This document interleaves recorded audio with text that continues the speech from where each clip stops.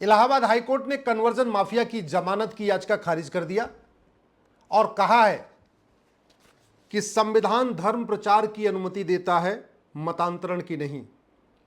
संविधान कन्वर्जन की परमिशन नहीं देता है। पहली बार भारत की किसी हाईकोर्ट ने यह स्पष्ट कह दिया है और संविधान की सही व्याख्या किया है कि हमारा संविधान धर्म पालन का अधिकार तो देता है लेकिन धर्मांतरण का अधिकार नहीं देता। यह बात मैं पिछले कई वर्षों से कह रहा था, लेकिन सबको लगता था कि मैं एक नई इंटरप्रिटेशन कर रहा हूं।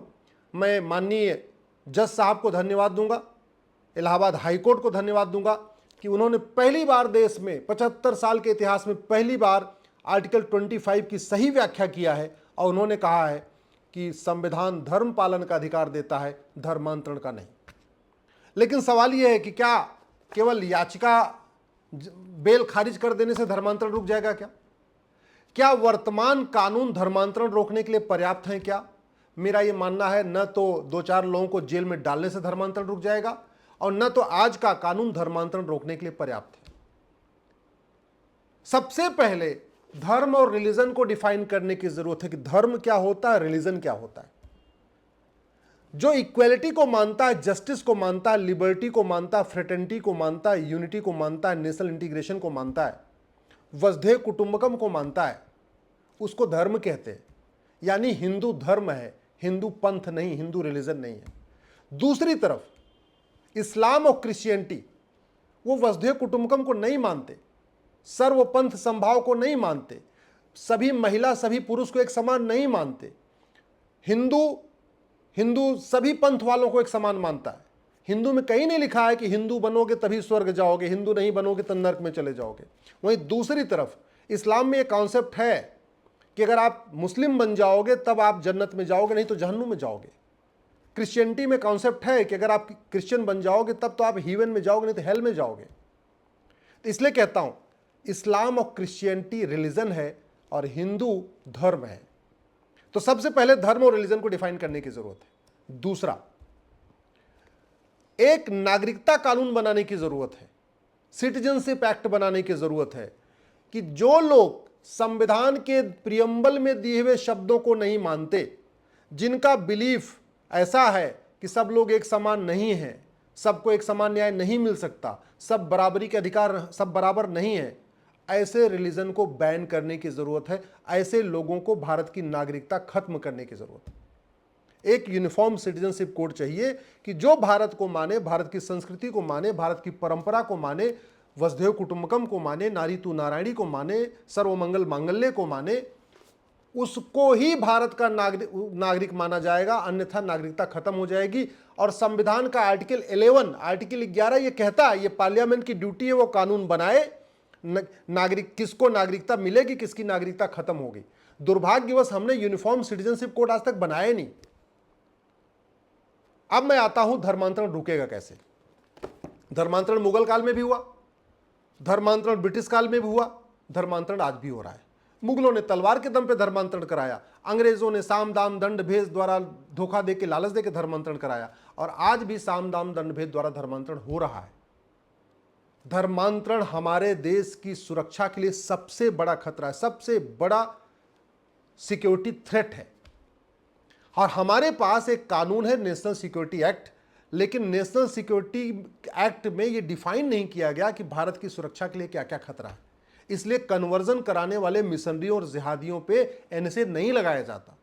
तो सबसे पहले नेशनल सिक्योरिटी एक्ट में नेशनल सिक्योरिटी के लिए क्या क्या खतरा वो डिफाइन करने की जरूरत है और कन्वर्जन को उसमें शामिल करने की जरूरत है, जिससे पूरे देश की पुलिस धर्मांतरण कराने वाले मिशनरी और जिहादियों पे एनएसए लगाना शुरू कर दे। एनएसए लगाने का मतलब 1 साल जमानत नहीं होगी। दूसरा, धर्मांतरण हमारी देश की एकता अखंडता के लिए बहुत बड़ा खतरा है। आप देख लीजिए, जहां जहां हिंदू कम हुआ है वहां एकता अखंडता की क्या सिचुएशन है। कश्मीर में हिंदू कम हुआ, अलगाववाद बढ़ गया। नागालैंड में हिंदू कम हुआ, अलगाववाद बढ़ गया। मेघालय में हिंदू कम हुआ, अलगाववाद बढ़ गया। मिजोरम में हिंदू कम हुआ, अलगाववाद बढ़ गया। आप देख लीजिए, जहां हिंदू मेजॉरिटी में है वहां राष्ट्रवाद है, वहां नेशन फर्स्ट है, वहां वंदे मातरम है, वहां भारत माता की जय है। जहां जहां हिंदू घटा है वहां देश की एकता अखंडता तार तार हो गई है। देश की एकता अखंडता को बचाने के लिए हमारे पास एक कानून है यूएपीए, लेकिन यूएपीए में कन्वर्जन को डिफाइन नहीं किया गया है, कन्वर्जन को शामिल नहीं किया गया कि देश की एकता अखंडता के लिए कन्वर्जन एक खतरा है। इसलिए धर्मांतरण तो पूरे देश में हो रहा है, हर जिले में हो रहा है, हर तहसील में हो रहा है, हर थाने में हो रहा है। इसके बावजूद पुलिस धर्मांतरण कराने वाले मिशनरियों और जिहादियों पे यूएपीए नहीं लगाती है। वो तभी होगा जब यूएपीए कानून में कन्वर्जन को शामिल किया जाएगा। धर्मांतरण एक वेजिंग वॉर है, इनडायरेक्ट वॉर है। मुगल भी यहां धर्मांतरण कराने आए थे, राजपाट करने नहीं आए थे।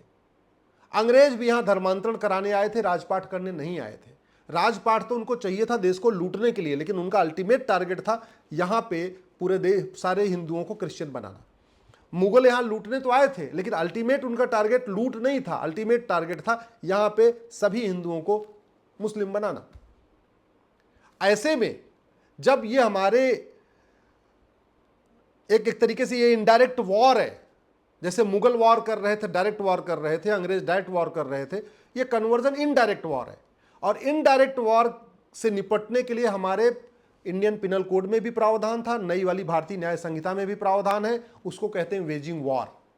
लेकिन वेजिंग वॉर में हमने कन्वर्जन को डिफाइन नहीं किया, इसलिए भारत की कोई भी राज्य की पुलिस कन्वर्जन माफियाओं पे, मिशनरियों पे, जिहादियों पे वेजिंग वॉर की धारा लगाती नहीं है।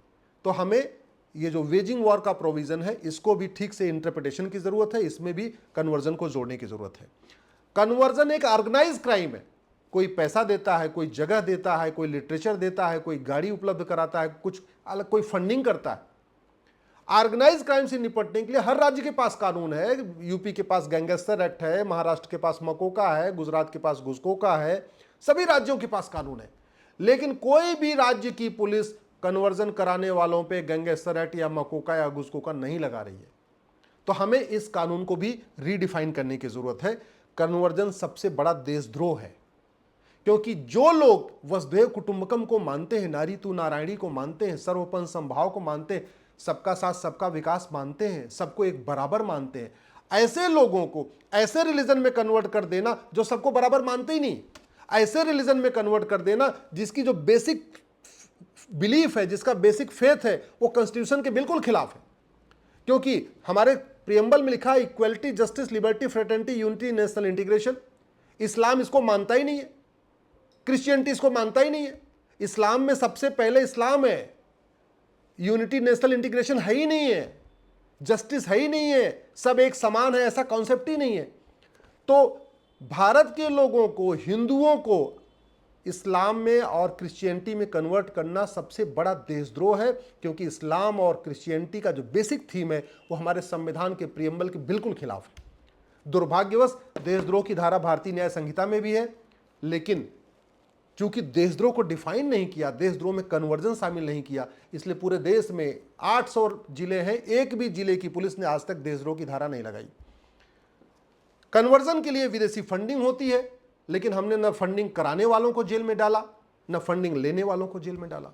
तो धर्मांतरण तभी रुकेगा जब धर्मांतरण कराने वाले मिशनरियों और उनके मददगारों, केवल जो कन्वर्ट करते हैं उनको नहीं, जो उनकी मदद करते हैं डायरेक्ट इनडायरेक्ट, कोई उनको फर्जी डॉक्यूमेंट बना के उनकी मदद करता है, कोई उनको पैसा दे के मदद करता है, कोई लिटरेचर दे के मदद करता है, कोई उनको जमीन दे के मदद करता है, कोई विदेशों से फंडिंग करा के मदद करता है, कोई भारत के अंदर से फंडिंग करा के मदद करता है। तो जब तक कन्वर्जन माफियाओं, कन्वर्जन कराने वाले मिशनरियों, कन्वर्जन कराने वाले जिहादियों और उनके मददगारों के खिलाफ एनएसए नहीं लगेगा, यूएपीए नहीं लगेगा, वेजिंग वॉर की धारा नहीं लगेगी, देशद्रोह की धारा नहीं लगेगी, गैंगस्टर एक्ट नहीं लगेगा, 100% प्रॉपर्टी जब्त नहीं होगी, इनकी नागरिकता खत्म नहीं होगी, इनको आजीवन कारावास, फांसी नहीं दिया जाएगा, वो भी 1 साल के अंदर। ऐसा नहीं मुकदमा आज चल रहा 20 साल मुकदमा चलता रहे। आज कन्वर्जन कराया, आज ही कन्वर्जन कराने और उनके मददगारों को 1 साल के अंदर आपने सजा दे दिया, 1 साल के अंदर नागरिकता खत्म कर दिया, 1 साल के अंदर आजीवन कारावास, फांसी दे दिया।